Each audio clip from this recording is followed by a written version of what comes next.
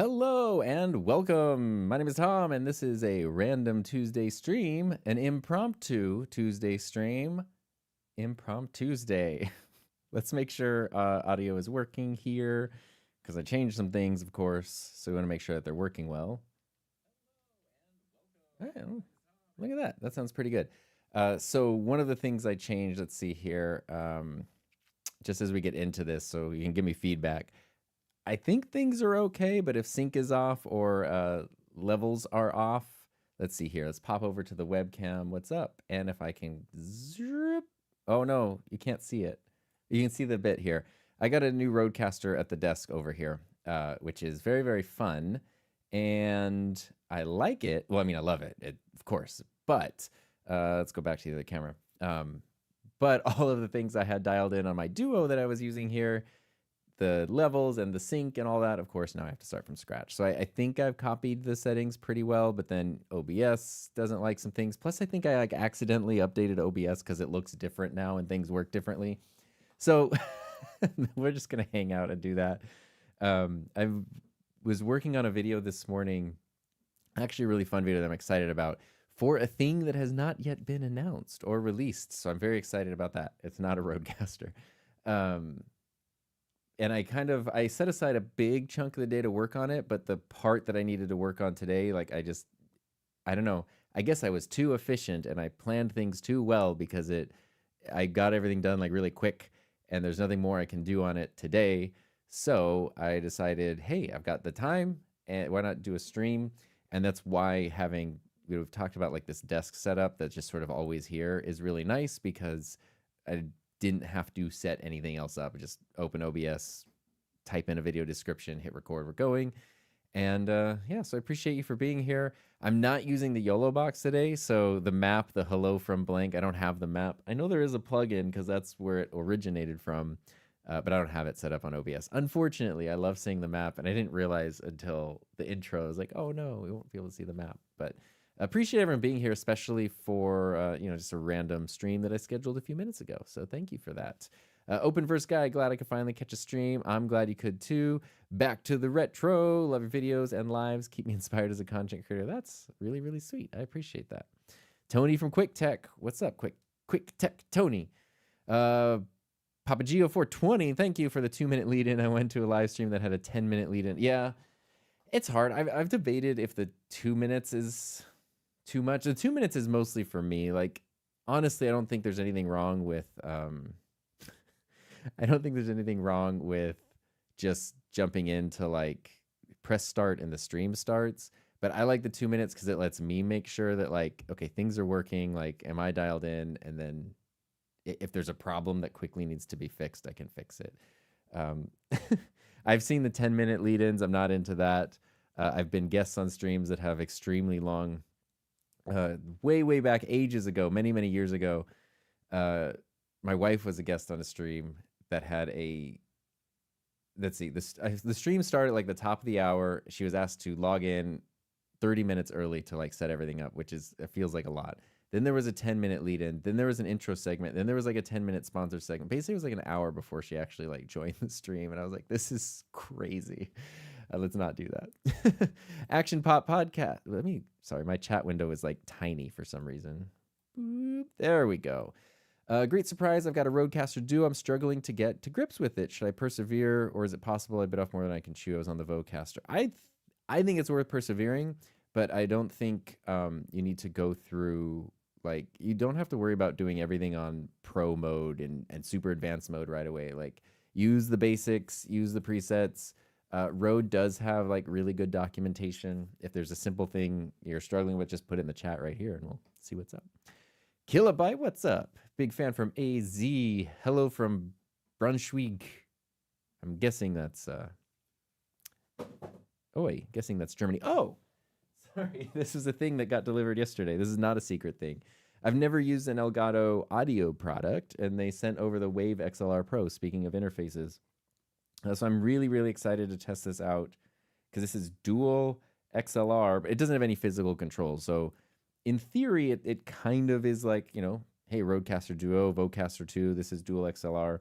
But I'm curious because Elgato usually does such a good job with making things simple. But I'm so big on the physical controls, and I love the built-in processing. There's a million reasons I love the processing. Hello from Switzerland. Yes, I'm always jealous when you're here. What's up, Cat Dragon Lair from Georgia? You never told us what project it's for last stream. Oh, the Roadcaster? Oh, so the Roadcaster, I have a million, I shouldn't say a million. I have roughly 17 scheduled projects between now and the end of the year. So some of those will show up as like sponsored videos or other things. Some of them include podcasts and all this kind of stuff. And I needed, oh yeah, this was the Roadcaster I unboxed. I totally forgot. I needed a new Roadcaster to handle all that stuff. But in the meantime, it's so pretty. I just put it over here to get it all set up, which is really, really nice. Say hi from Canada. What's up? That's the way I am. Unfortunately, Ecamm does not work on PCs. Yeah, it never will. And that's just, the magic of Ecamm is how it integrates with Mac OS, and that's what lets them do what they do.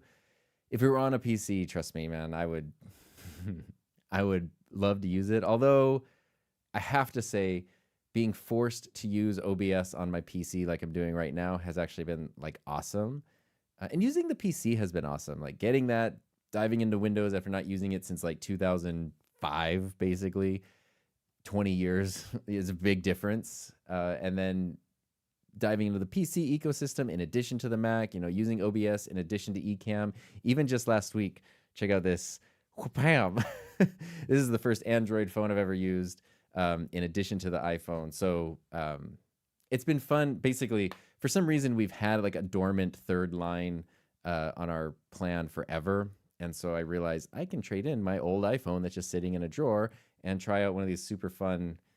Heather and I are watching like tons of K-dramas, and everyone has the fun flip phone. So I've never used an Android phone, and I really, really like there's a huge value in using multiple things. At least for what I do. Maybe it's not practical for everybody, but at least for what I do, like understanding more about how OBS works in 2026 versus like, oh yeah, I used to use OBS in like 2017 a lot. Like understanding how things do or don't work on a PC, do or don't work on a Mac, do or don't work on Android. Like I feel like it's really helped me be better at what I do. I came here for the map. I need to add the map. I know I can add the map.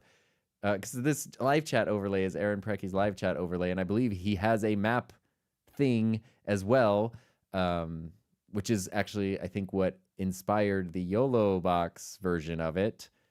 I just haven't installed it. Quick Tech says 3D printing videos have been priceless. I'm really happy to hear that. I have. I don't know if anyone caught a glimpse here. Let me move this over here. But I have been working on this. This over here, this has been my like visually unappealing corner for many, many years. All I've had on this wall was just a whiteboard that in theory I was like, oh, I can plan out my ideas, and I tried to be all organized, and it never really clicked. But I'm in such a small space here that like I figured the more I could I need to take advantage of every square inch, basically. So, there's I don't know if you can kind of see over here. There's sort of like this cove where the door goes. And so that's easy to have as unused space.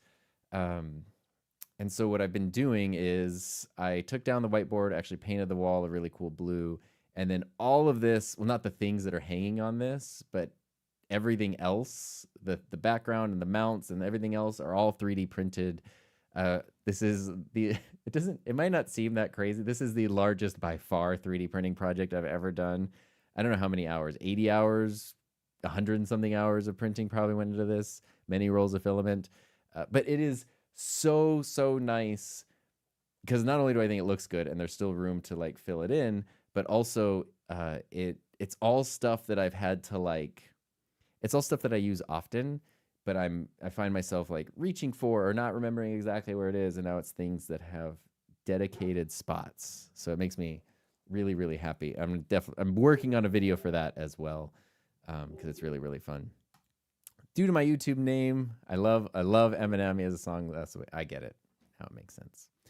So 3D printing. I kind of answered that question. It's great, and for that project I I used all three of my printers, but I really tried to use a lot with the X2D, just because that's the one that had the fewest hours on it. So I really wanted to like put some hours on that thing, and I did, and that's great because now I can do a follow up 150-hour video on the X2D, which is really cool. Kilobyte has an RE27 that I preferred the sound without processing. This is the Earthworks Ethos, but I did put the Earthworks Icon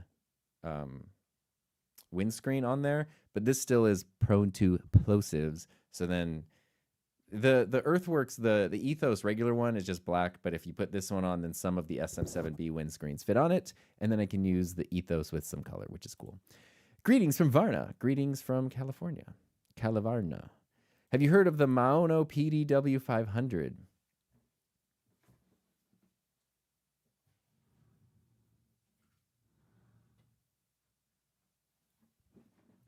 I actually am working on a video about the PDW 200 or PD200W. I always forget their product names. And I don't know, this is very SM7B-esque, but it's about $100. And what's cool about this is it's an XLR USB combo mic. Maybe the 500 is similar, but let me see. I think I can maybe even blow your mind right now. There's a built-in battery, so you do got to charge it, but it's also wireless. So it has a little receiver, just like, the small 2.4 gigahertz systems. And you can plug this into anything, a phone. I've been using it for like Instagram reels because I just plug it into my phone and then just talk into the mic.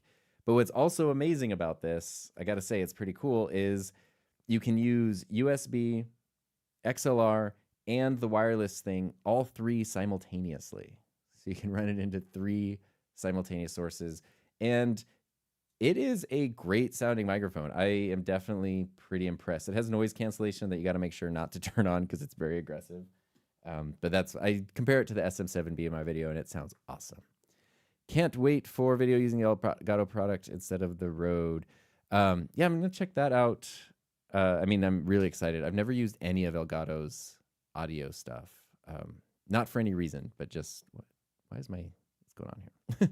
Not for any reason, but just, I never had. Because for me personally, the Roadcasters, that's my, be all end all device, right? My holy grail. So I'm good, but it's fun to check other things out. And obviously the Roadcaster is not a good fit for everybody. So it's also fun to have an idea of, what might work for other people as well. What's up, JFK? What's up, Gil? It's good to see you here. Papa Gio. Yeah, Papa. Sorry. I want to make sure I'm saying it mostly right. Got the P2S 2 days ago and watching informative videos. What does Heather stream about? Heather, if you go to youtube.com/HeatherJustPlay, that's my wife's channel.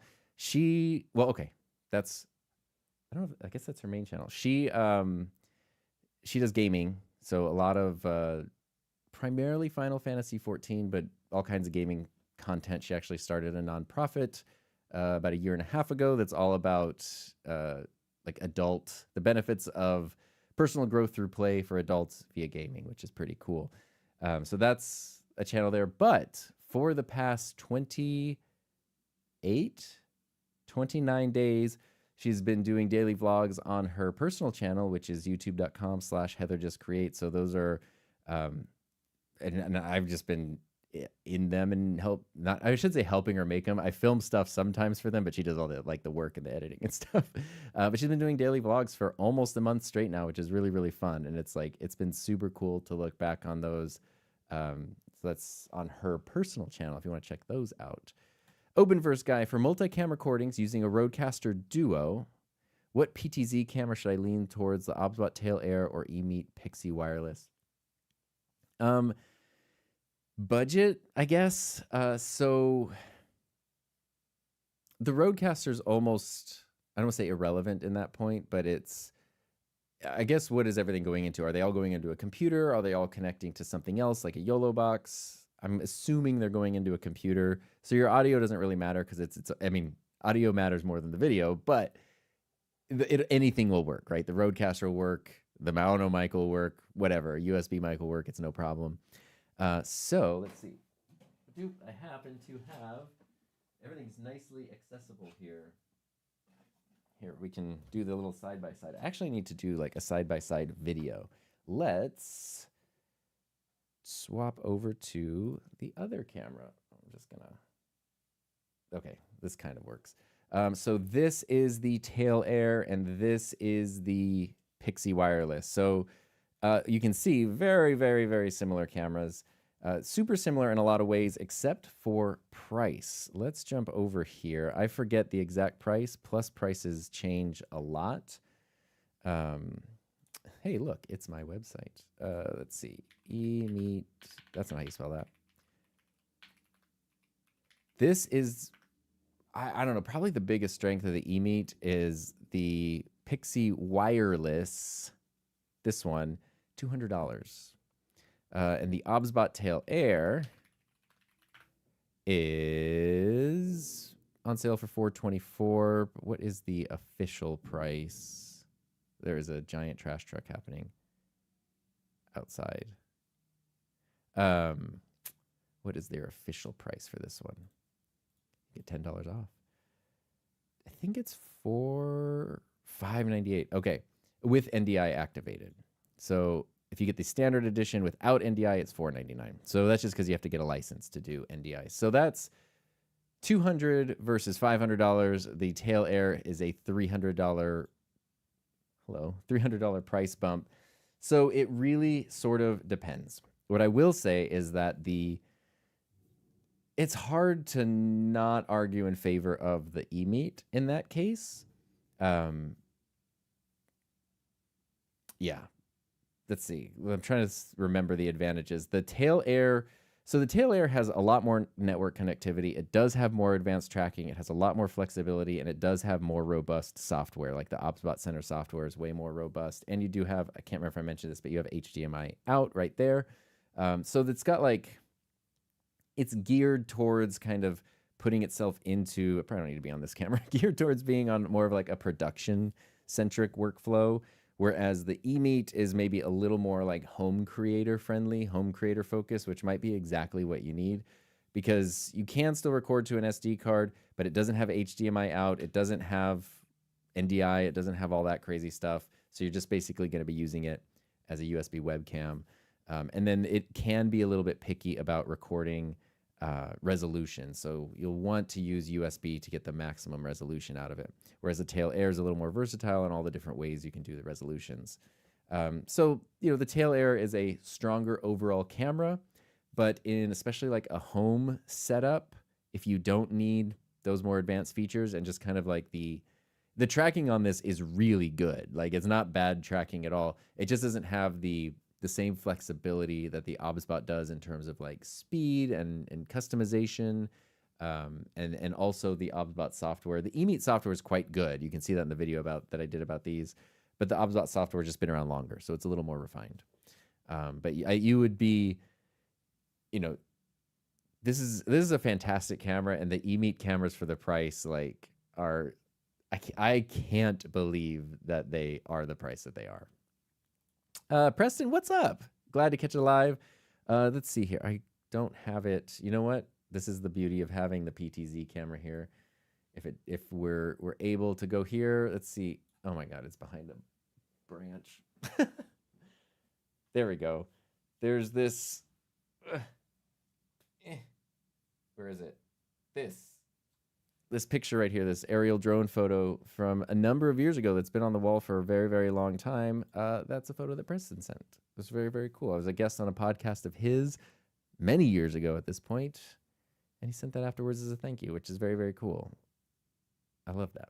Action Popcast. There's quite a few things, especially trying to get work on StreamYard properly. Too much to type, but the aim was to learn to use it and OBS and Switch. I got it new for $269 and couldn't say no. I forget what we're talking about here.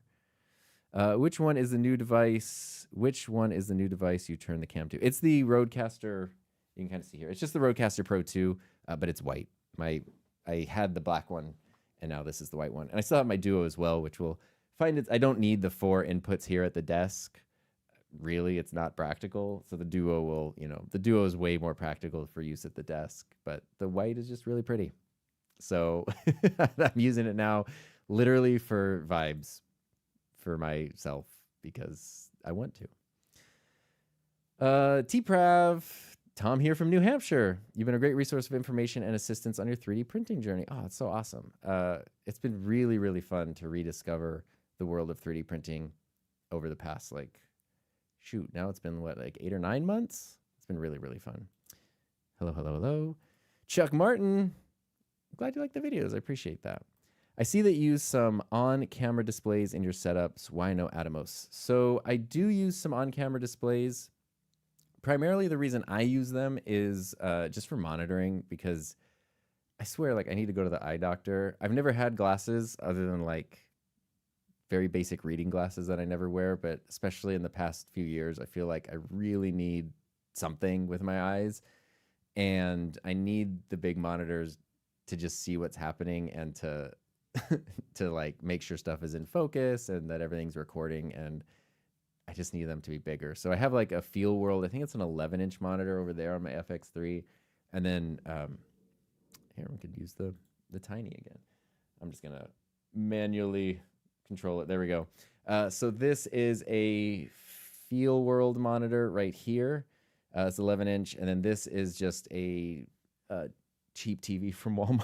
It's a $118 TV, which I do use a lot for just sort of like a reference monitor and a confidence monitor, especially for top-down shots, or like a lot of times you can see here I have my Tail 2 mounted here. A lot of times I will use that for like zooming in on like close-ups of products and stuff and being able to see things clearly. So I use those there. The Atomos can do all that. Obviously, it can monitor things, but it can record and do all this professional stuff. I actually just got one. My buddy Bronson at Audio Hotline, basically, it seems like whenever he has gear he doesn't need or want anymore, he just like sends it my way, which is fantastic. So he actually sent me a Ninja a while back, which is really, really cool. And I've been trying to learn about, because it's always been a little bit confusing to me. But my main goal for the Ninja is actually to use it with all of my old camcorders. I want to turn it into a way to easily record, not high quality, because how high quality is it going to be, but the most accurate quality from my old camcorders as possible. So that's probably the way a lot of people would hate to see a Ninja being used, but that's what I really want to do. M. Carly, watched your 3D printing video about humidity in the AMS and stuff, and it made it click for me why I was having trouble. Oh, wow. Inside the room is 50 to 60. That is humid. I'm curious if you're able to get that down. And if you go back and you read the comments to that video, the thing I did in the video has been working great for me. I haven't changed it since, but a lot of people recommended other materials to use, other types of silica, other types of desiccant, which apparently would help even more. So if, like, I don't know, if mine starts to creep back up again, or I just want to be as like obsessive as possible and lower the humidity as much as possible, I might try some of those things out too. But so far everything's working great, and it's nice to just like not think about that anymore, honestly. Yes, Florida's humid and the video is great. It's funny because like so much stuff, living in the California desert, it's super dry, but so many things that I found were like, unless you live somewhere like Florida, you don't need this like Florida. It's like, wow, like people have it out for Florida, but I know you guys can basically drown just by breathing your air because it gets so humid over there. Switcher Studios' new NDI feature has been an awesome addition for tying the Rodecaster. Ooh, that sounds fun. I need to check that out. I was about to ask a question regarding a Maono wireless mic. I've been using the PD100 and it's pretty cool. I drive my IAMs to it. That's cool.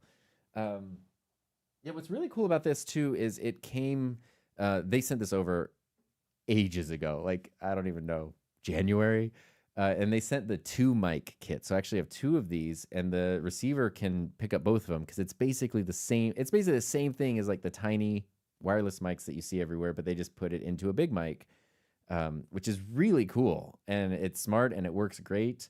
The only thing to note is that when you're monitoring the headphones, you can monitor on here just fine. But the other one, if it's connected wirelessly, there is like some pretty significant latency. So it doesn't matter. Like obviously your headphones would be plugged into the microphone that you're using, so it's not really an issue.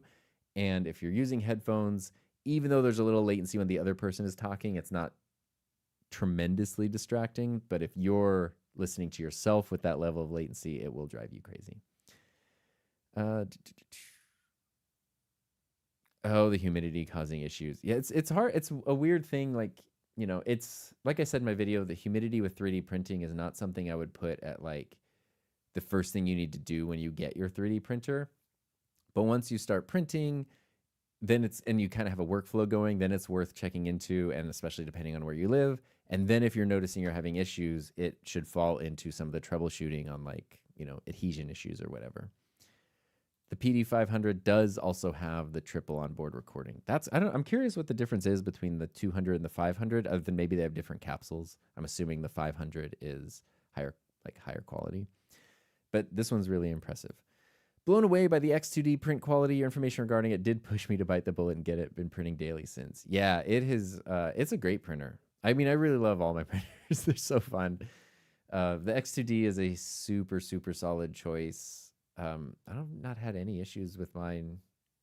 Really not had any issues with any of my printers that at least aren't user error.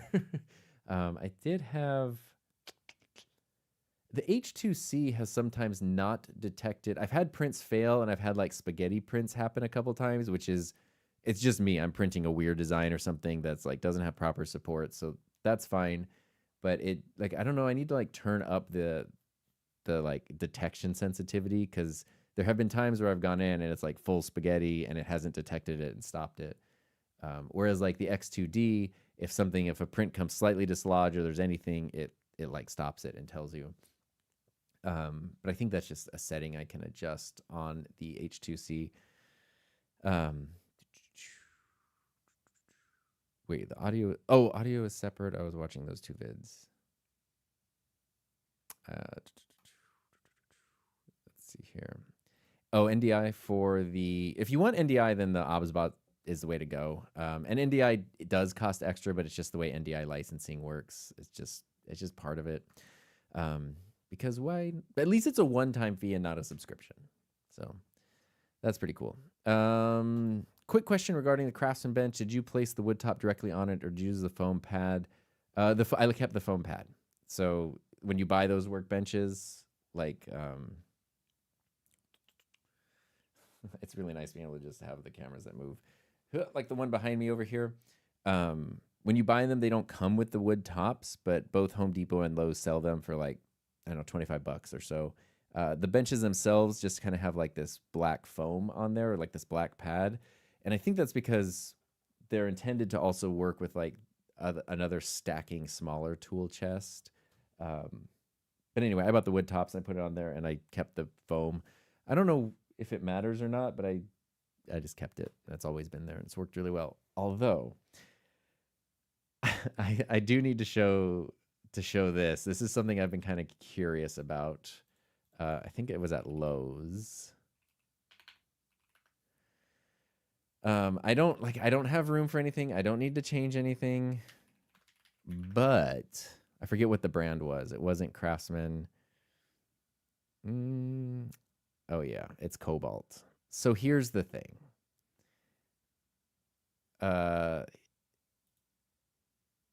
Yeah. This is a thing that exists. And I feel like I mean, I also really, really like the lime green is awesome. Let's see. Because they have the thing that I was thinking of more practically is they had like tiny, oh my God, they have the, oh wait, does it have the blue or is it just the green? That's really cool. So anyway, I've been planning to head over to Lowe's at some point. Oh, see, they have these like tiny things too. So I was like, okay, if I don't need to replace my big tool chest or anything, but maybe I could like add a pop of really cool color with like a tiny thing. Anyway. But those all look to be the same size, so I think the wood would fit on there. The wood would fit on there. In the tech world, knowing how passionate you are, if a company like Canon or Bonero came to you, which brand do you want to collab with, adding your knowledge to help improve their products? Oh, that's an interesting question. I don't know what Bonero is. I know Panera Bread. That's probably not the same thing. Fortunately, like all of the companies I've worked with, so anytime you've seen a video where I say like a company sent something, or I've done a sponsored video with a company, they go through like a pretty, I would call it like a strict vetting process. And we usually have relationships that are established over long periods of time. Um, and there's new stuff too. Like I recently did, a sponsored video with eMeet, and they're a relatively new company, and I met them relatively recently. But we still took a lot of time to get to know each other and understand, like, I don't know, goals, values, whatever. So I bring that up because every company I've worked with so far has been pretty open to feedback, and there have been a few where it's like we just want feedback on a thing. We don't care if it's in a video. We don't care about anything. We just want to know how you use it and what your thoughts are. And I love doing that because it's like it doesn't mean they have to. It doesn't mean they have to make those changes just because that's my feedback, but even like the most recent video I did last weekend about the Bamboo A2L 3D printer and the cutting attachment that you can add to it to like cut out shapes and stuff. I wanted to do that specifically, like following my first run through. Like, I think the impulse could also be like, let me spend some time learning how to use this. Let me do like a product review and understand the pros and the cons, and then explain it. It kind of takes on almost like a tutorial vibe. But I was like, I actually want to just run through this because I don't understand how it works. And I have a feeling there's a lot of people like me who are curious and don't understand how it works. And so we'll just go through the process together, and you'll see the issues I encounter. You'll see the stuff that's easy. You'll see, all the same thing with the P2S when I got and unboxed that. And I think that's what's really helpful for companies to watch. I feel like if Bamboo sees that video and watches it, they'd probably have ideas about like common points that users would like either get confused or feel frustration. And that's always my big thing too, is like, I like to ask companies what their most common bits of feedback are from users, where users are feeling confused. Because then it's like, okay, what can be done to like, if a bunch of people are running into the same issue, it's like the thing, having been a teacher for many years, if you give a test to a class and, two kids fail the test, they probably just weren't prepared for the test. There might be other issues, so they probably just weren't prepared for the test. If you give a test and, 38 out of your 42 students fail the test, probably something wrong with the test. And so then you need to adapt it. And I'm always appreciative when brands ask for feedback, and usually they're pretty good. I don't think I've ever had a brand that like ghosted me after I gave them feedback. Thankfully. Remember to ping the Discord. Oh yeah, the Discord. Thank you. There's a link in the chat. It shouldn't be expired. Let me double check. I have it set to never despire. I was typing in Discord. I have it linked to never expire. But every once in a while it does. Oh, our dogs are howling. That's adorable. We're talking about the Rodecaster Duo. Elgato Wave DX or Pod mic with a Rodecaster for a desk setup. I haven't used the Wave, but as I've talked about many times, Elgato's mics use the same, I don't know if it's the same capsules, but they use Lewitt capsules, and my Lewitt mics are some of my favorites. And every time I've heard someone use one of the Elgato mics, they sound awesome. So I can't speak from firsthand experience on that. I love the Rodecaster because I like swapping out mics, right? So if you're only going to use one mic forever, and it's like for a computer streaming setup, and it's kind of dial it in, set it, and forget it, and never touch it again, then the Elgato or like a USB mic is just so simple and kind of like an elegant solution for that. If you want to switch out your mics a lot, so you want to take advantage of that processing, or the other advantage with the Rodecaster is all the virtual routing. That is a nice thing about having the big one here, because I use that a lot. Like I have my mic on one of the physical faders, but I also have my PC system audio. I have game audio whenever I'm playing games. I have Discord chat audio. I have sound effects over here. I have XLR number 2. So being able to do all that virtual routing physically is something that's really helpful to me. Do you have any recommendations for portable screens for multicam live stream side using the Rodecaster video? Oh, okay. I was wondering what kind of portable screens. I have a video. So, well, I'll grab it. It's just be a little, I have to move some things real quick.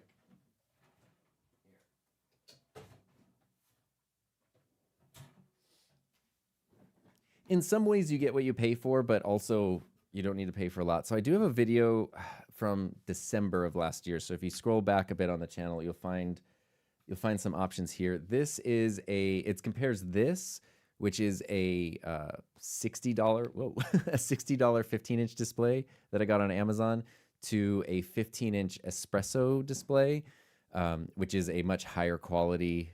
It basically looks like a mini iMac display, and it's like $400 or $500. And the espresso is better, so that's a great one. But for $60, I have zero complaints about this, and I use it with my Rodecaster video all the time. Actually, I lied. I don't have zero complaints. The complaint I have is it comes in this portfolio case, which is supposed to fold out and be a stand, and it's terrible. So I did 3D print just some little feet to kind of go on here. So you do need, and the reason I bring that up is if you go to Amazon, you type in like 15-inch portable display, you'll find so many options. This has micro HDMI. It can have USB or mini HDMI. And so I've used it with the Rodecaster video a ton of times, and it works great. You just need to find a nice display. It seems like all of them, there's tons of I don't think the brands matter because they're all probably from the same factory, but there's tons of like $60 displays. Actually, let's look and see, because maybe the prices did change since it's been a few months since I bought mine. Let's see. 15-inch portable display. Yeah, so see, there's no shortage. $60, $40, $50. And you see they all come with like, it's the folio that's supposed to fold out. And I would not count on that. This one has a kickstand. Ooh, see, it's way more expensive. So for me, just 3D printing the things is no big deal. They don't show images of it though. Yeah, for me, I don't mind the 3D printing because I have 3D printers. Is very easy. But you might be able to find like a tablet stand or something else, but holding it up works. Otherwise, like literally any of those cheap monitors work. You probably don't need crazy color accuracy. You don't need 4K or 8K resolution. You just need to see your outputs and stuff. And for what it's worth, way back, the first time I saw the Rodecaster video, this was crazy. It was released in September of 2024, and I saw it in a demo in January of 2024. They had already been working on it for ages, so they put so much time and effort into that thing. And the demo setup that I saw with the Rodecaster video, they had two of the espresso displays that I mentioned, which is also, it's an Australian company, so I was like, oh, okay. But they are super high quality. So, and mine actually came when I did get the Rode Creator of the Year award a while back. That was part of the prize that came with it. So that's how I ended up with it. And I do really love it. It's an awesome display. Oh, shoot. Press that water tower just got, I didn't have like an artifact. That's crazy. We were talking about the photo on the wall here. It has a water tower in it that got torn down. Man, you've helped me so much with my live stream. I got stuck on my PC due to USB controller limitations with multiple cameras. Would my Mac Studio with M4 Max be better with Ecamm and a Thunderbolt hub? I can't help but think yes, it would. I don't know the exact specs of, your PC versus the Mac, but I mean an M series Mac with a Thunderbolt hub and multiple cameras is like, I don't have the ability to say it's the most common type of Ecamm setup, but it's got to be one of the most common types. Hello from South Carolina. Appreciate the post for all the helpful information. Thank you for that. What brand are your shirts? I don't know. They're from Amazon. They're very affordable. Let's see. Let me switch my Amazon account not on on camera. And let me see if I can find what shirt it is. Shirt. Do they come in different colors? Here we go. Let's go back to the browser. Here, look at my order history. So I've tried lots of different ones. These are still available. Okay. So New Line, which is not what the brand was when I bought the shirt. But yeah, they come in all these different colors, which is really cool. I like them because they look good on camera. A nice pop of color. They do. We have dogs, and for some reason, these are like lint magnets. So the black ones, like I have to be so paranoid about lint when I'm like filming stuff. But they're cheap, and I just buy like 3 of each color that I like, and then we're good to go. Like the pink one, the blue one, those are super cool. I did though. I really like the raglan style, or the 3/4 sleeves. But I did actually just find this company, 3 Fit Theory. I've been looking just for like t-shirts that fit like adults. And this place is awesome because you basically, I just found them through Google. Like I have no connection to them whatsoever. They ask you these questions, and then I think it was $30. They send you 3 shirts that are kind of like 3 different sizes. They send you these material samples. You can keep one of the shirts as part of it, and so you kind of dial in your size, and then you just know. Like I've now ordered like 5 shirts from them because they're like they're really good quality. And I finally found, as someone who's always like a medium, I'm more of a Marge these days, like in between a medium and a large size. It's really hard to find shirts, and they have like tons of colors, and they also have length options. So if you're someone who like feels like shirts are always a little too short, they have an option that's like 3 inches longer. It's great. So anyway, but I like these on camera, and they're just easy, and I have like so many of them now that I just wear them all the time. Sometimes I feel like maybe I should like swap it up, but it's also hot. So like in the winter months, I like wear, I can wear hoodies and sweaters and stuff. But today's temperature, what is the high today is? Oh, today's high is only 110 degrees. It's been like 115 this week. So, thin single layer is the way to go. Started live streaming thanks to your recommendations. That's awesome. I'm on an M2 Air and Restream. I get drop frames sometimes. I would think that's not an M2 issue because I'm on my PC right now, but all my video editing and anytime I use Ecamm and stuff is on my M1 Max MacBook Pro, and it works great. And my wife Heather, I mentioned her channel, especially her gaming channel. All of her streams are done through an M1. It's not the M1 Max. It's the one below the M1 Alt Plus. What is it? I don't forget the names. It's the one below the Max, the Ultra. I don't remember the Apple naming schemes, but all of her stuff is done on an M1 and they work great. We don't have issues with that. So I would think it's either a Restream setting or a Wi-Fi issue or something in with like the capture card or the frames or whatever not being set properly, because you should have everything you need, which is great because it just means there's probably a setting to dial in and not like an equipment problem. I saw the prompter you have on multi-view from OBS. I love doing that. Yes. Let's see. I didn't realize that popped up, but maybe it did over here. Yeah. I have the Elgato prompter here on my camera, and for a stream like this, I just have OBS throw multi-view so I can see all my sources. It's not big enough for me to read the chats. That's why I still look over here to see the chats. But at least it's nice because I can see, when I go, I can see what's happening with the sources. And where am I at? Oh, there we go. And like when I'm talking, I can make sure that the focus doesn't randomly go to the wall or something. So it's nice. Andy, what's up? I found it super funny on the power outage vlog with Heather. Oh my gosh. Yeah. So the, I should have included a clip. I think I was going to, but the video I did on Saturday about the 3D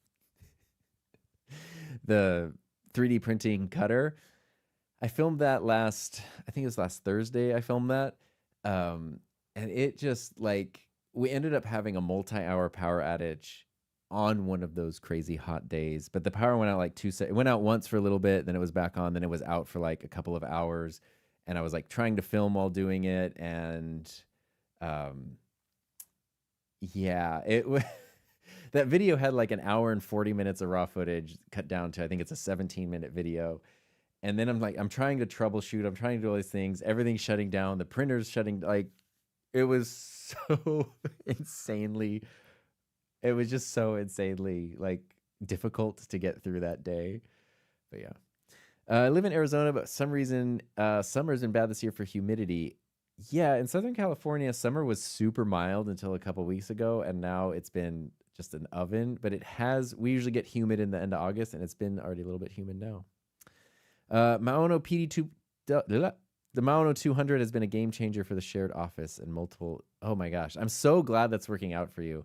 It makes me really happy. I love it. I really love just putting the receiver on my phone, and then if I'm doing like stuff for Instagram Reels, I can just do that, and it sounds like I have like edited in a voiceover, and I'm not. It's great. When adjusting your audio levels, do you use levels on the Rodecaster only, or do you use a second resource? I use both. The Rodecaster, I know when I have this dialed in that like it's at the proper settings, right? So I make sure that's there, so that way I know that the computer is getting a good signal. And from there, it's like the Windows audio input, is that at the right level? And then OBS. And for some reason I have found, it must just be a setting thing, I don't know, but I kind of thought like, we'll just plug in the same USB from the Rodecaster Duo that you've been using forever and everything will be the same, but like the levels were not the same. So I don't know, little settings I've changed and tweaked over the years, and that I don't remember what they all were. So yeah. We're talking about the chests. They're so nice. Oh man. The tool chests. They have a purple one, they have a green one, they have the blue one. It's really nice. Have you played around with the Nikon ZR, especially the studio camera? I got the not the ZR. It was the Z9. Nikon let me borrow. It was super random. Like, speaking of companies that wanted feedback, I've like never used an Nikon, and a while ago they were like, "Hey, we noticed like this was kind of before the current lineup of cameras, which I think are more popular. Maybe that's why they were doing this. They were like, we noticed people don't use Nikon for video. We want to know why. Can we like let you borrow one for a while, and then you tell us what you think about it?" And they sent the Z9, and I did a video on it, and it was awesome. Like, it was a really good camera. But that's my only experience with Nikon. That was quite a while ago now. But they're great. Check out Harbor Freight. Yes, actually, they're remodeling our nearest Harbor Freight, and so I've been wanting to go like peek around in there because that place is really, really fun. I bet you could get some vinyl wrap to recolor the Craftsman. I mean, I actually really like the red, which is actually the reason I'm using the green here, because my impulse is to go blue with everything, but the problem is then everything is blue. And so adding in contrast and other pops of color is nice. So I actually quite like the red.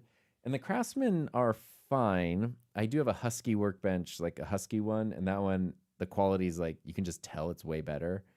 The Craftsman are okay. The only thing is this one, it's the wide top drawer on this one. One of the soft close things like popped out and broke a while ago, and I cannot fix it. And so that drawer is like janky, and it bothers me. I love eMeet. I just wish they would have dark mode on their software. I feel like their software is like, it's in that like stage where every update will bring big changes to it. So, and it seems like their user base is growing pretty strongly. So I would imagine simple features like that. Yeah. Do you think our world, the tech, is going to be like Back to the Future or Minority Report? It's like Black Mirror. I wish it was like Back to the Future, but we kind of now want to go back to the future, which is in the past 11 years ago for Back to the Future. The Discord invite says it's invalid again. See? Well, thank you for telling me. I'll fix that right now. But I even pay for Discord Nitro. Come on. Isn't that the whole point? We go to the server. Let's see here. Your invite link expires in 30 days. No, set to never. Okay.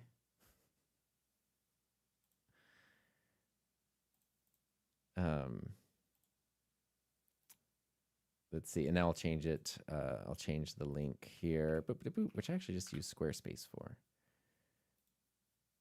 which is not sponsored, even though I've used Squarespace for like 17 years. And they sponsor like a bajillion YouTube channels. I've never had any contact with Squarespace, but they're great, and I will continue to use them. Except that why won't you let me log in here? Sorry, I know it's super exciting to watch someone type in an email thing. What is going on?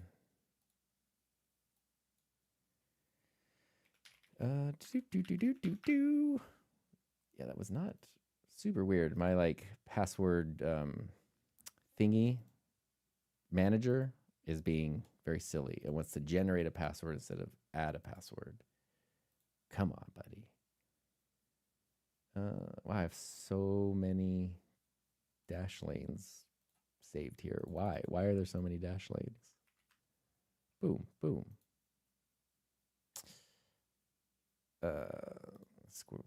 We'll see if this will let me log in.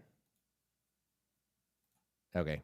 Unfortunately, I can't change it. I can put the link in the chat. That's what I'll do here. But now Squarespace is being weird and won't let me log in. So I'll have to do that not on the stream. Wow, and Discord is being weird too. But anyway, here's a chat for the server if you want to join it. It's totally free. You just got to agree to some rules and things. What's the biggest piece of advice for someone wanting to start making content? It's so corny, but just start. I mean, yes, just start. Don't overthink it, because that's an easy thing. I didn't start my channel until 2017, but I initially had like the impulse of like YouTube would be fun back in like 2012. And I waited like 5 years. And it would have been cool to have 5 more years of experience and building up things and everything. So there's that. But the other thing is, like, I remember making my very first YouTube video, and it was actually my wife, Heather, who was not my wife at the time. We were just friends at the time.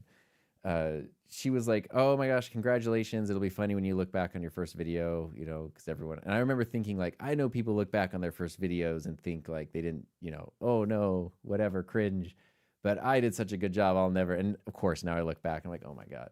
So, and that's a good thing, because it means you're growing and developing your skills and stuff. But I think it's important not to think you have to have everything nailed down and perfect right away. Like, be very imperfect, and then just like let your skills develop, let your style emerge, let your preferences emerge.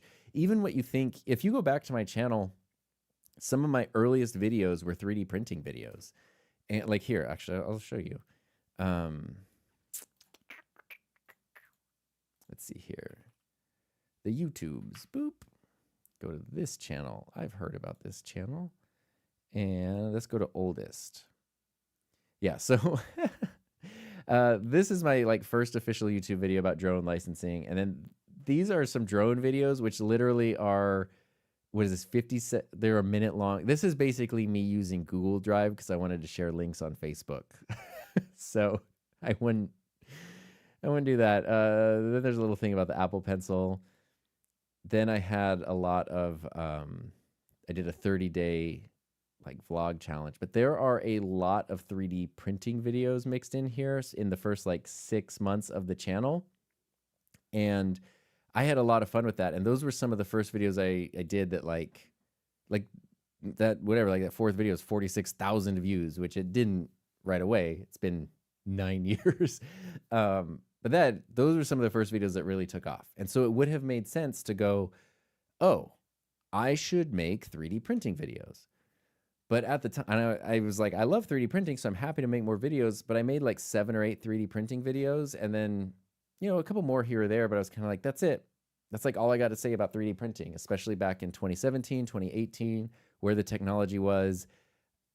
You know, I wasn't into the like the modding and the DIY and the tinkering of like the printers themselves. And that's kind of where you needed to go if you wanted to make a lot of 3D printing stuff. And so I didn't. But the other thing, you know, I ended up talking a lot about cameras and audio video production, because that's a thing that I've loved forever. And I never get tired of talking about it, no matter how long it is. So it's like, if you have that thing that you never get tired of talking about, or that thing that people are tired of hearing you talk about, like, you know, if friends and family, they're like, oh no, they're talking about the thing again.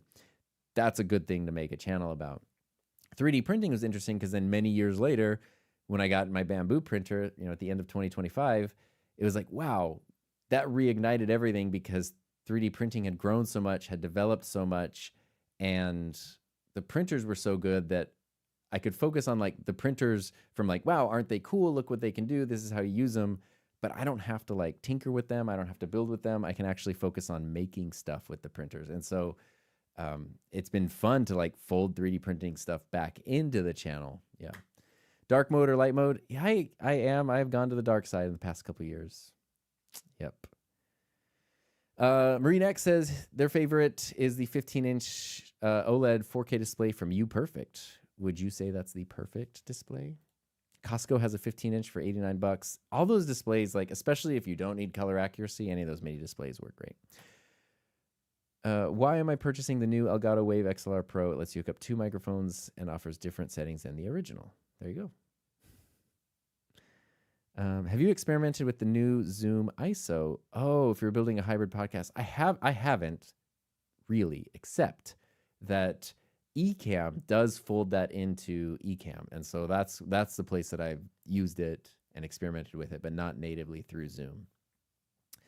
Openverse says, I'm a huge fan of Elgato. I have the Prompter, the Wave Mark II, Stream Deck Mark II, Camlink 4K. Yeah, Elgato, like they don't make the cheapest stuff, but they also don't make the most expensive stuff. And I have found that in most cases, when there's like the Elgato version of a thing and a cheaper version, it's so worth getting the Elgato version. Cameras are so expensive, they need to be taken care of just like any other tech item. So with that said, I've got dainty hands, and because of that, I tend to be clumsy. Do you have any glove tech suggestions? So I have 2 suggestions, actually. I don't have the biggest hands in the world myself. Oh, my camera's over there. Cages and things. So I'll be right back.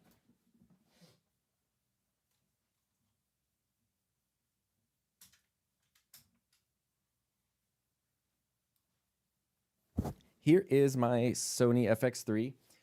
Cages can add bulk to your cameras, obviously, but I've been using them on my cameras often because they do add grippiness and protection. But this one specifically has a hand grip on the side, and you can get hand grips without having to use the cages. And that way, even if you lose your grip on your camera, boop, you know that it's not going to go anywhere. So that's really, really helpful. And then the other thing is, let me see if I can find them. I have a couple pairs of these, which are pretty awesome. Yes. Okay. Boop. PGY Tech. They make photography gloves, and these are super cool. I think I have these ones.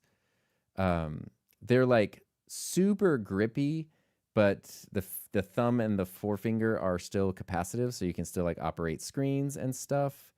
And maybe these aren't the ones I have. I thought I had the ones. I thought mine, the fingers fold back more, but I might be crazy. I don't have, these are way too big and bulky. Those are like murder gloves. They must just be these ones. Maybe I'm thinking of other ones that had the fingers that folded back. But I use these a lot.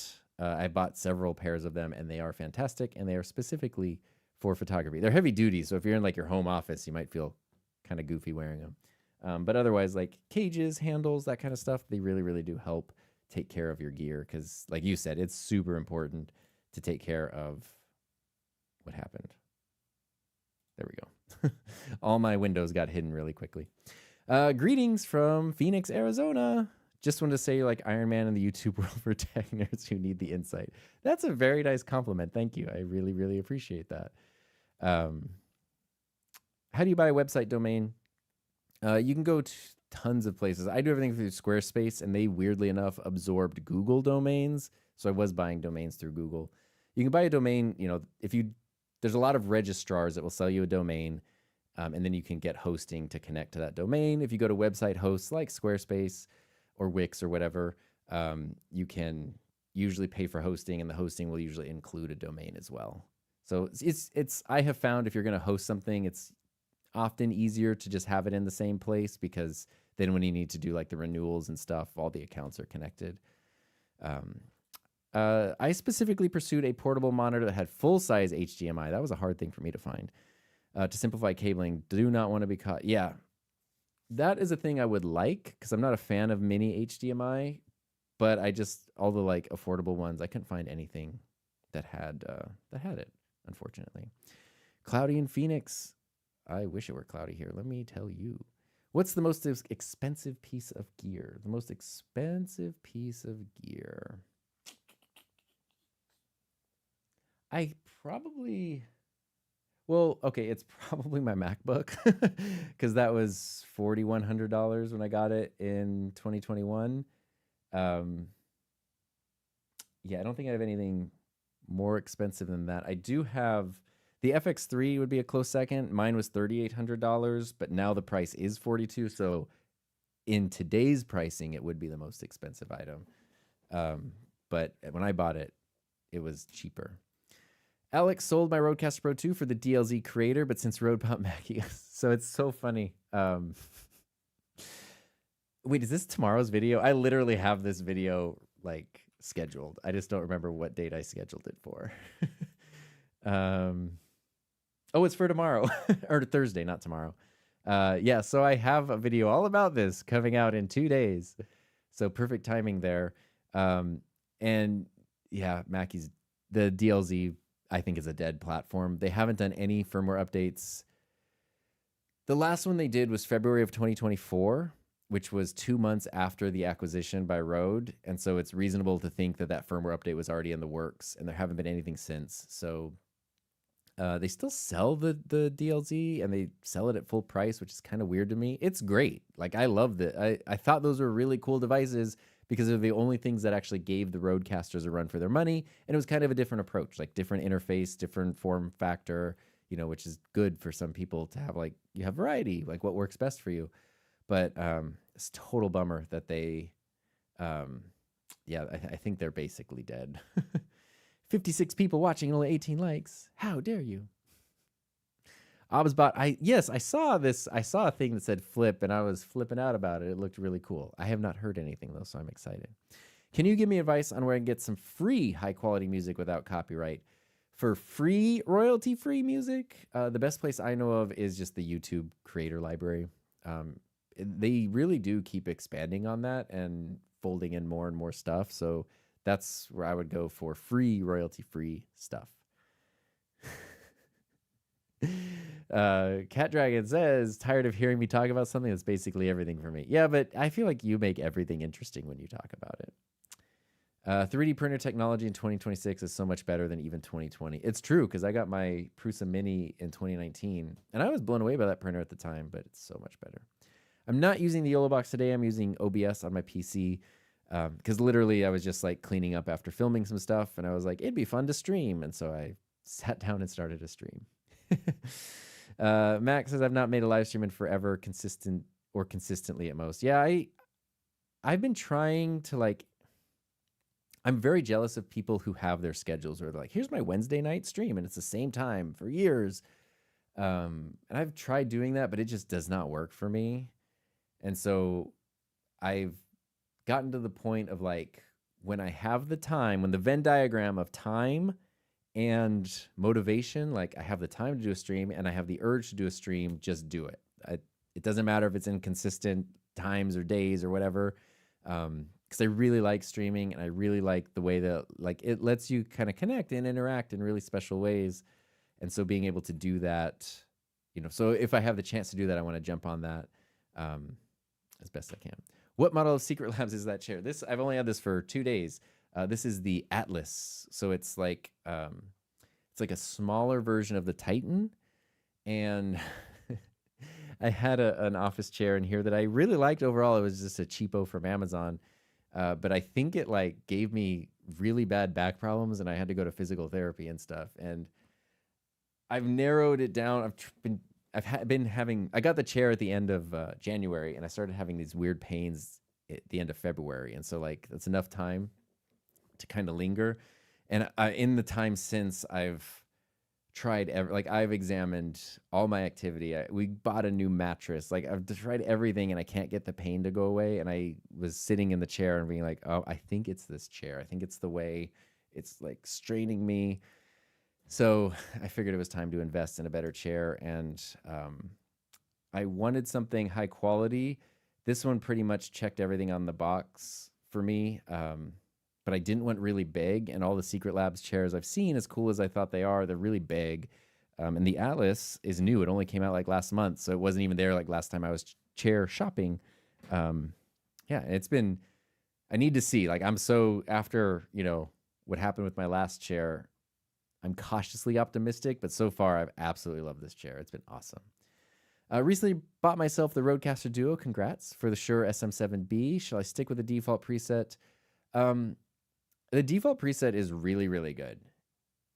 The other thing, though, if you look up Rodecaster plus SM7B, there's a channel called Home Studio Pro that my friend Brody Brazil, who works for the San Jose Sharks and stuff, it's like one of his side channels. But he walks through specifically every step for setting up the SM7B with the Rodecaster. It's really, really helpful if you do want to dial in a custom preset. I've used that video like a million times. But otherwise the basic one is fine, honestly. Are you using hotkeys? I should, what I should be doing is using the keys on my mouse right here, but I'm just clicking. Apparently watches a lot of true crime. I don't watch a lot of true crime, but Heather and I listen to a lot of true crime podcasts together, or we have. I can't listen to them by myself, but it's really fun to listen together. But like I have like fun listening to them with her, and I get sad if I like listen by myself. Hi Tom, I revisited some of your mic arm videos. I like the low profile options, but not sure the best way of placing them. I'm afraid I'll need a full swing. Yeah, mic arms are tricky because it so much does depend on like your specific setup. So what works for me just might not work for you. But you can kind of see, well here, perfect. Here's my Elgato low profile. No, this is the Wave Arm Pro. It has the pneumatic tube. And I've had this one here for almost 2 years now, I think. It's just been great. I do have the little riser, so it's a little bit taller, and that makes it easier to like reach the keyboard. It just hangs out over here. So it's easy to like push the mic out of the way when I'm not using it. And then the rest of the time, this is basically the setup. It's just mounted on the desk right here. And that way, the camera is right here. So all you see in the frame is just this. It's not like taking up the whole frame or anything. So this has worked really well for me. I do really like the low. I have some of the colored Rode PSA ones, like the purple one and the blue one. I use them in videos sometimes. And I'd love them, but it's hard. The tall mic arms, I can't get them positioned in here where they don't block the frame in a weird way, unfortunately. No question. Just want to say thank you for the advice and videos. Oh, that means a lot. Thank you. It's always really nice to know the channel, the videos are helpful and that like they help people do cool stuff. I like that. Greetings from Aruba. Have any pro tips for reducing mouth noises, mouth clicks when speaking into a microphone other than hydration and apples? Which mics? I feel like this is purely anecdotal, but I feel like condenser mics, like the one I'm using now, I've noticed seem to pick up mouth clicks a little more than dynamic mics in general. I don't know if that's true or not. That's just sort of a thing I have noticed. Otherwise, when it comes to mouth clicks, you can use de-essers and de-clickers in your software, but I feel like trying to hone in your technique, a lot of it comes down to physiology and like everybody's individual anatomy. So you might just have a clickier mouth than other people, and there's nothing you can do about that. But kind of being aware, like I've noticed that over the years, I've just even learned like swallowing, I kind of like lean away from the mic. I do feel like I'm more conscious of how I move my mouth and how I talk when I'm using a microphone, specifically to avoid those kinds of things. So I do think there is a technique element and you can kind of train it out, but some people just make more sounds than others, and it just sort of is. And then that's where you might want to look into like a DS or a de-clicker in your software. Thanks for the free advice. Yeah. I'm glad, Chuck, I'm glad you had good interaction with Rode's customer service. That's a really important one. They have a bunch of Secret Labs chairs in my church's control room. I've been curious about them, and I know there's kind of a love-hate thing because they're just expensive enough where people then go like, you should get like a Herman Miller chair or whatever. And then all these people are sending me links to like $1,400 chairs. And I'm like, look, that's not happening. And there's certain things I really like this chair. I don't know. I got the regular size one. So this comes, well, actually let's look at it. Why not? Cause I'm like really excited about it. Honestly, I'm not gonna lie, that's like half the reason, not half the reason, but it's part of the reason I wanted to stream today. Was I was like, oh, I can test out the new chair again, because I'm that excited about it. And let's see here, Secret Labs Atlas.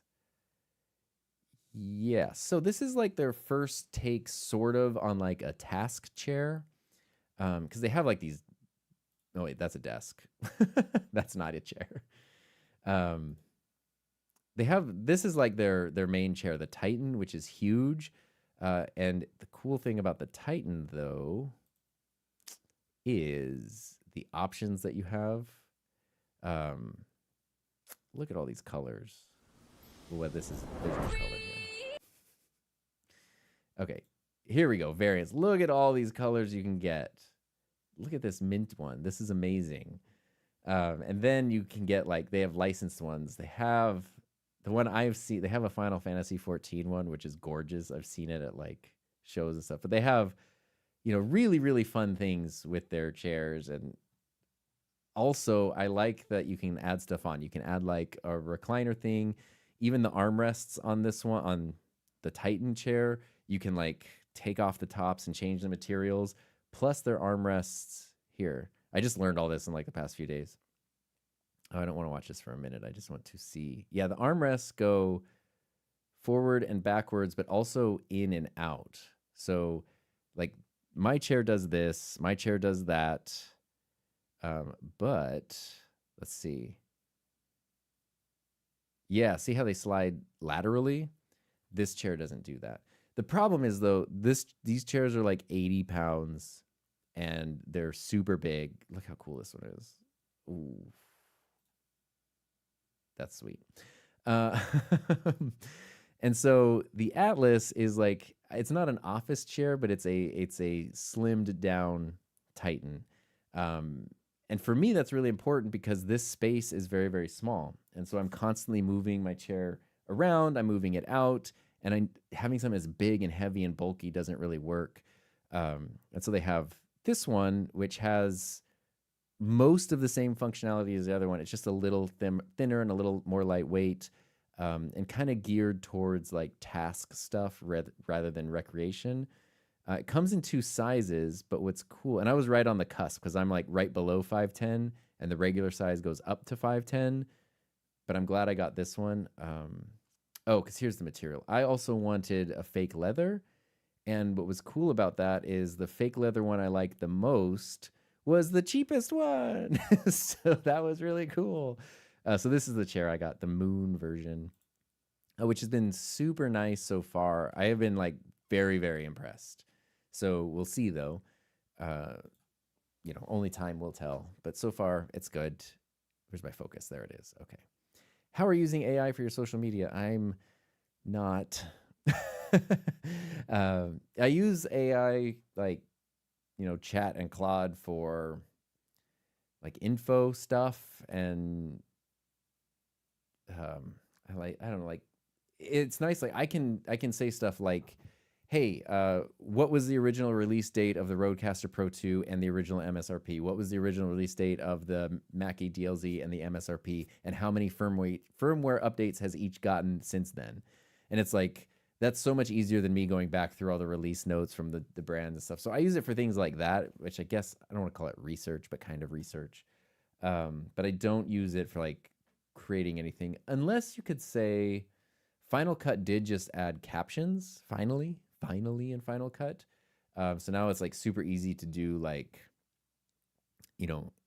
Instagram, TikTok style captions within Final Cut. And I'm sure that their transcription has some kind of AI transcription. So something like that counts. Captions are great, but I don't like generate any AI content or anything like that. I'm obsessed with having the most ergonomic office chairs I can afford. It's worth it in the long term. This is the most, the chair before this was $130, but that killed my back. The chair before that, which I only had for like a year, was $180 from Amazon. And I really liked it. And it was like this fake leather, but it started, after just a couple months, all the leather started like cracking and peeling and stuff. So that was a bummer. And also it kept getting loose. Like all the screws kept coming loose in that chair. Before that, I just had an IKEA chair, which was like $60 or $70. Sorry, I'm like holding in a sneeze. I had an IKEA chair that was like $60 or $70, which I still have, and it actually has held up great. But our corgi, it's kind of like his chair, and like no one else is really allowed to sit in it. And it is a comfortable chair, but as someone who now also works from home, like the IKEA chair was my chair when I was teaching, and I wasn't sitting for long stretches because it's like I would, I'd be standing most of the day and I'd sit down for little bits here or there. But now it's taken me years to realize, as someone who works from home and I do sit a lot, maybe it's more important than having a nice chair. And prior to that, like literally everything was just hand-me-downs. Like a lot of them were just like my mom's old work chairs. Like they were just going to go into the trash. So like this is the first time I've had a nice, like a legit chair. I'm really excited about it. Rode customer service is awesome. Had issues with my Rodecaster Duo and they will replace it. Oh, that's awesome. Yeah, I mean, I really like Rode for a lot of reasons.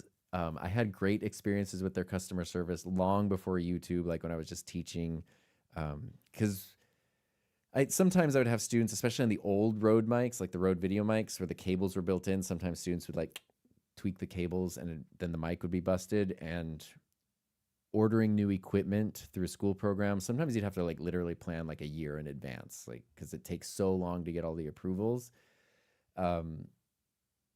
And so then I'd be like, well, I have this mic and I can't get a replacement for a long time. And then I'd ask Rode and they would be like, oh yeah, we'll fix it. And they would like literally save the day because they would come in and do that. I feel like it's been a bit since we've had a room tour. It has. I feel like I haven't changed much since the last one. Like the basic layout is the same, but I actually probably have changed a lot. So you know what? I think I should do one. The biggest thing I found, I'm like so excited about this. I cannot even tell you is, and I just did this yesterday. So these pennants going in between the guitars. I've had this Aquabats one for ages, years and years. This is a San Jose Sharks one that I got when I went for earlier this year up there. And then I ordered this Blink-182 one and this one about reading more books the other day. And I just really like them. What I didn't know, I ordered these from Oxford Pennant. And I was like, oh, hey, they look like the Aquabats one that I have, which is also from Oxford Pennant, which is also like all of these are the same company, which is this really cool company in Buffalo, New York, that just like turns out they've been making things that I like for years and I had no idea. And so I was trying to figure out where to put them, and I realized, oh, in between the guitar, the shape in between the guitars is weird because it's wide and then it's narrow. But do you know what else is wide and then narrow? Pennants. So I have another Blink-182 one and a Seattle Kraken one on the way from the same company, and then I'll be able to have one in between each thing. And I think that's gonna fill in a lot of the blankness here. It just makes me really happy, and then I need to switch around like the colors and stuff. There's something about that. I don't know what it is, but it like brings me immense joy just to like, even if it's like never in videos really, I love it. So maybe when those final two are in there, and now that I have my 3D printed organizer area done, that's probably a good time to actually do a tour because enough has changed. Actually, probably a lot has changed. So that's a good idea. I will do that soon. Thank you, Tom and chat. Y'all are awesome. Yes, I had a Herman Miller chair and absolutely Kim. See, this is why I just feel like Kim is my spirit guide because I can't say much about Herman Miller because most people I know who have used one love them and recommend them everywhere. They're just very, very expensive, and I honestly am not into the design as much personally. It's just personal preference. But they're very, very expensive, and the thing people say is like, just get a Herman Miller chair. It's worth the price. If you can't afford it, just get a used one from like a used office supply store. I don't know where everybody lives. I don't have just like a used Herman Miller store nearby, and I'm not finding them at like the Salvation Army store.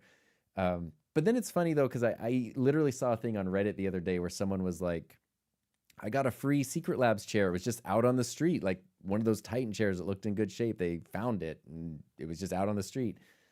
And everyone in the chat was like, I would never bring that into my house. Like, you don't know the history of that thing. It could have bed bugs. It could have all kinds of gross stuff. Like, never bring used furniture. And meanwhile, everyone's like, get the used Herman Miller. And I'm like, so it's okay when it's Herman Miller, but it's not okay if it's secret. Like, anyway, this is like the height of my financial comfort on a chair, and it was still way more than I wanted to spend, but the pain I've been in. So anyway, thank you, Kim. Yeah, the if you look up the reviews for the Atlas, most of them are on the Dune color, which is like really really sweet because it's this color. It's like off white, and it looks really really nice. And then they have like this is really cool, and they have just jet black. I really like the fake leather. I don't know why. I feel like it's easy to clean and it's comfortable. So I wanted that, and when I saw this, they do have a pure white, which is gorgeous, and I really like the way white chairs look on camera. And so I got this one. I don't know if you can tell, but this is definitely more gray than white, but it looks really really nice. I don't know. It just caught my eye, and it happened to be the cheapest option. And I was like, hey, I'm not going to argue if the thing I like is the cheapest version of the thing. Those AI queries cost several more times electricity to run than a traditional web search. They do, and I hate that, except to get the at least for the way I use them a lot of times, to get the same amount of information through, I wouldn't get it through a web search, especially with how badly Google sucks now. Like it would end up taking me 4 times as long. And I don't know electricity back and forth, but it would be many separate searches versus like, just give me everything here, cite the sources in case I want to double check something, and it directs me right to it, which I really like. When my ideas aren't flowing, usually I get inspiration from Eminem, as I mentioned earlier. Who's your inspiration for tech stuff? It's funny, like, I don't get a ton of inspiration from YouTube. I shouldn't say that. I get a lot of inspiration from YouTube, but not from like direct competitors a lot, for the most part. It is funny though, because Kim, I watched your eMeet camera comparison video, and like, I really loved, actually, this is the eMeet camera. I held up the wrong camera. I really loved how down to earth and like clear and focused and practical it was. And so I was like, ooh, this is like the perfect tone for this kind of video. So sometimes, I will get inspiration from people making videos similar to like the topics I would make videos on. But a lot of times it'll be like other genres, other niches that aren't connected. And a lot of times it comes from other things that aren't connected at all. Like this year, my wife Heather and I have gotten super into Korean dramas, which are like so good. We usually now have been watching like 3 or 4 at a time, like bouncing back between them. And the way that they film stuff, their lighting design, production design, lens choice, camera stuff, like it's so different from what I'm used to that's where like, that's a big reason why I added like greenery and plants. That's why like I've even gone harder into high key lighting in my videos, and like why this is as blurred out as the background can get here, but why like, okay, I'm going to put on a long lens. I'm going to put on an 85 and just like obliterate the background and blur it out. So it's like, it's funny because I get even like editing and direction and stuff. Like, I don't know that a K-drama is where you'd really look for like inspiration to do, I don't know, a tech review kind of a thing, but it's usually when I see stuff totally elsewhere that's where I'm like, ooh, I like that, and I want to incorporate that, and I want to like get things going here, and just, yeah, sometimes just putting on music is fun too. Herman Miller Aeron series takes a whole while to configure them to fit your body. I feel like that's the case with good chairs, is like, and even this one, like it came with like half the instruction book is just about the setup and like do this and sit with it for a few days and try this, which I've always just sat in like, it's funny when I think of like how crappy so many of my chairs have been. My wife has had nothing but Herman Miller and Steelcase at every tech job, and she hates them. I was looking at some Steelcase, but they were also very expensive, so I didn't get one. And that's the thing too, is like I am really loving this chair, but like, yeah, talking about physiology, this fits me really well, and there's someone else who could sit in this and be like, this is the most uncomfortable chair. It's like my hockey skates. I have a pair of hockey skates that feel like street shoes. They don't feel like I'm wearing skates at all. Can wear them forever and it's totally fine. You could put those same ones on and be like, it's a torture device. Like, what are you doing? So that's what's hard with things like chairs and even watching reviews is you have people who are like, oh, this chair is great, but it's like, I don't know, your size is different, your preferences are different, your height, your weight, like your proportions. So much of it really just comes down to the individual, which is so hard when it comes to chairs because it's like, at least for us, other than like Staples, which has a few options, there's not really a lot of like local places to like find options and try them out. So it's a lot of ordering online and hoping for the best. Heather has a Corsair TC500 that she really likes. She's had that since like Christmas last year. Chuck has a Shure MV7. Would you recommend using the SM7B preset? Yeah. That's usually what I start with my dynamic mics. But also, sometimes with the mics, I just go through all the presets and just certain ones click better with other mics. And you're just like, hey, this sounds good. Doesn't matter. If you use like a condenser preset on a dynamic mic, all you need to do is boost the gain and turn off phantom power, but you can still dial it in. Other than chairs, what have you been excited about recently? Oh, this. Speaking of Korean dramas, bam, everyone uses the fancy folding phone. And I added this, I mentioned this at the start of the stream, so apologies for repeating myself, but we've had a third line on our plan for years. For some reason, it was cheaper when we switched to T-Mobile a while back to like have a third line than just the two. And there's never been anything on it. And I was like, oh, you know what? I've never used an Android phone, and I'm so curious about these foldable phones because it just seems like magic to me. I can just trade in one of my old iPhones that's just sitting in a drawer and then get like, look at this. This is awesome. This phone is really like, this has been really cool. It's been fun to explore the world of Android a little bit. And it's like, I don't know. There's a lot to like. And just when you watch YouTube, like this, let's see, can I pop up like this stream? Here, I'm watching the phone on here. When you go to YouTube like this, you can fold it like this and have it just sit on your desk. And then the bottom part is automatically all the controls. The top part's the video, and it just hangs out. Plus, you can do this. Plus, check this out.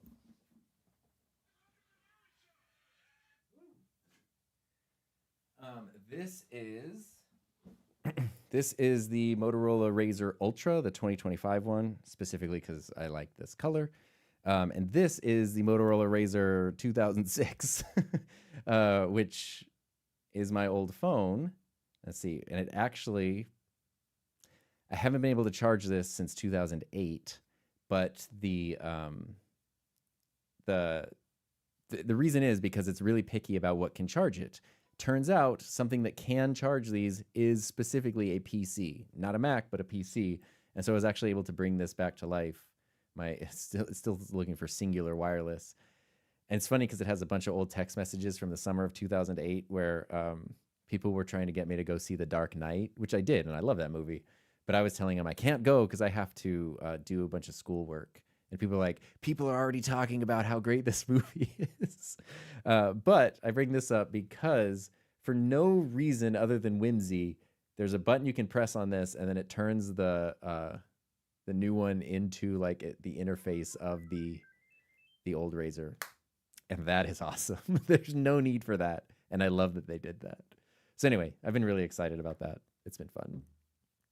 And 3D printers and instruments and pennants and microphones and all the things. So there's a lot.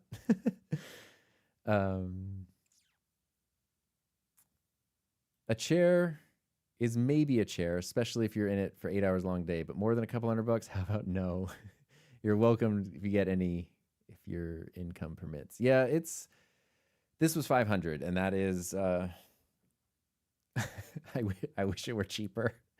But the pain I have been in, like I have literally, I've spent now hundreds of dollars on physical therapy. I thought I broke a rib playing hockey or something. It turns out it's not hockey related. It's not exercise related. It's not mattress related.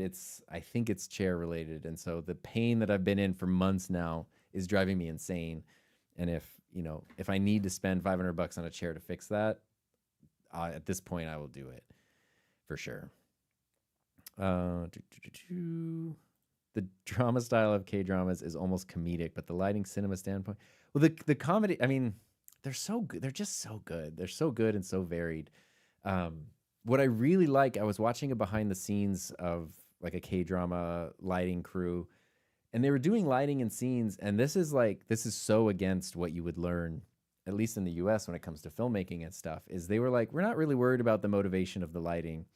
And in their example, it was they're filming two people like in an apartment talking, and they were showing the lighting setup for one person, and then when they were doing the other setup for the other person, they were moving all the lights around, which if you track it to the practical, like there's a window here and a lamp here, so the light sources should be coming from different places.